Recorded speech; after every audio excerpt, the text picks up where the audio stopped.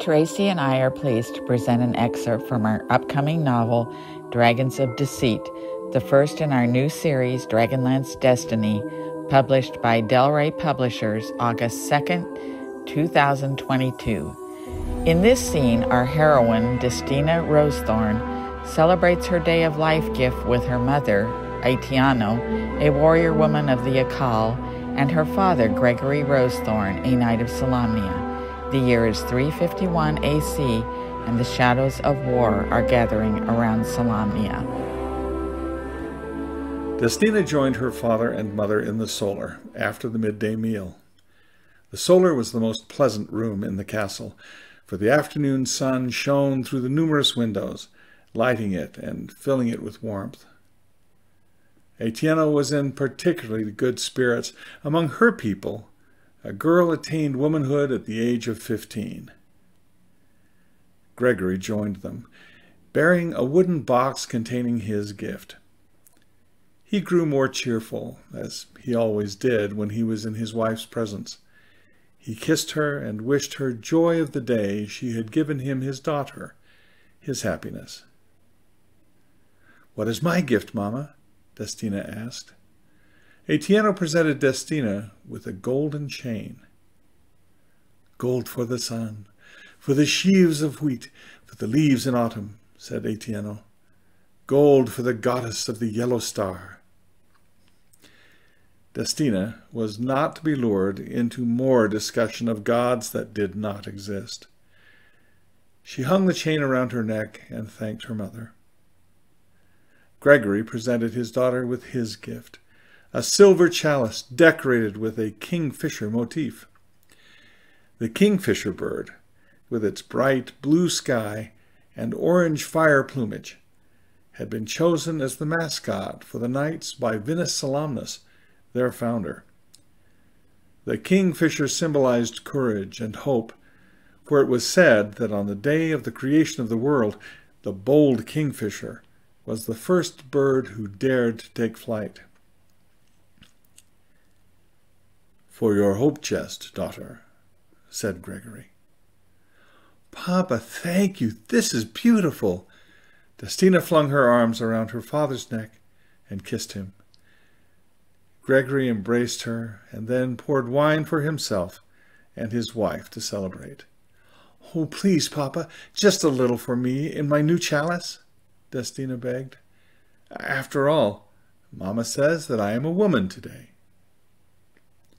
She held out the chalice, and Gregory poured several swallows of red wine from the pitcher into the cup. Gregory and Aitiano drank a toast to their daughter. Destina replied with thanks to her parents for giving her life and sipped the wine, admiring the chalice as she did so, turning it around and around in her hand. When she had finished, she handed the cup to her mother. "You must tell my fortune in the dregs, Mama," Destina said. Aitiano gazed into the chalice where the lees had sunk to the bottom. "What do you see, Mama?" Destina asked. To her astonishment, Aitiano gave a cry of horror and flung the chalice away from her. The silver cup hit the stone floor with a resounding clang and rolled beneath a chest. Aitiano made a warning gesture with her hand and muttered a few words that Destina did not understand and presumed were what her mother termed magic. Aitiano then jumped from her chair and ran from the room. Gregory stared after her in concern. "What is wrong with your mother? What did she say?" "It seems Mama saw a bad omen in the dregs, and I believe she spoke a magic charm to ward off evil." "What was the omen about?" Gregory asked. I couldn't really understand her," said Destina. "I will go speak to her." She went in search of her mother and found Aitiano at the window in her bedchamber, gazing out at the bright blue sky above and burnished orange leaves below. "Come, Look at the lovely colors, Destina. They are the colors of the kingfisher, blue above and orange beneath. Destina was not interested in kingfishers or the colors of autumn. The measure prohibited the belief in omens and portents, and Destina tried to obey, but she had so many questions, and not one of the 37 volumes of the measure could answer them. Etienne continued to gaze out of the window. Destina saw tears on her mother's cheeks, and she grew even more frightened. Destina had never in her life seen her mother cry. "Mama, what did you see in the dregs?" Destina demanded. "How can we face what is coming?" Etienne asked. "How can we bear it?" She turned to face Destina and said softly, "My poor child." Destina took refuge in the measure.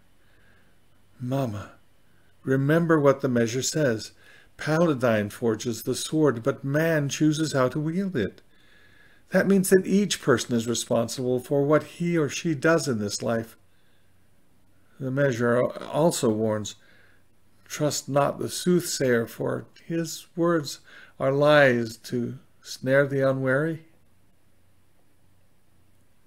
My people say, the wolf is born to kill, the sheep is born to be killed, Etienne said, fixing her shimmering dark eyes. Mama, please tell me what you saw in the chalice, Destina said desperately. Bring the chalice to me, said Etienne. I will show you. Destina hurried to the solar to fetch the chalice. She had to get down on her hands and knees to retrieve it from beneath the chest. She returned to her mother and held it out to her. Etienne recoiled, refusing to touch it. Look into it, daughter, and tell me what you see. Oh, mother, you know I never see anything except dregs, Destina protested. If you see, look, Etienne insisted. Destina sighed and peered into the cup, and this time she saw that the dregs had formed a recognizable pattern. She laughed and said before she thought, Isn't that funny, Mama?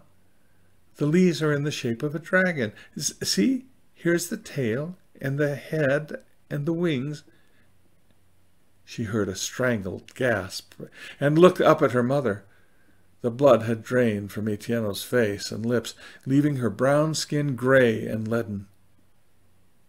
You saw the dragon, the same omen. I hoped I might be wrong, but you confirmed it. Mama, you're frightening me, said Destina. I saw the shape of a dragon. These are nothing but leaves, the dregs, dead yeast. Here, I will show you. She dipped her index finger into the chalice and ran it around the inside. The dragon disappeared, staining her finger red. Destina lifted her finger to show her mother. There, Mama. You need not worry, the dead yeast is gone, and so is the dragon. Etienne stared in horror at the red blotch on Destina's finger. Then she sank into a chair, looking so ill that Destina shouted for her father.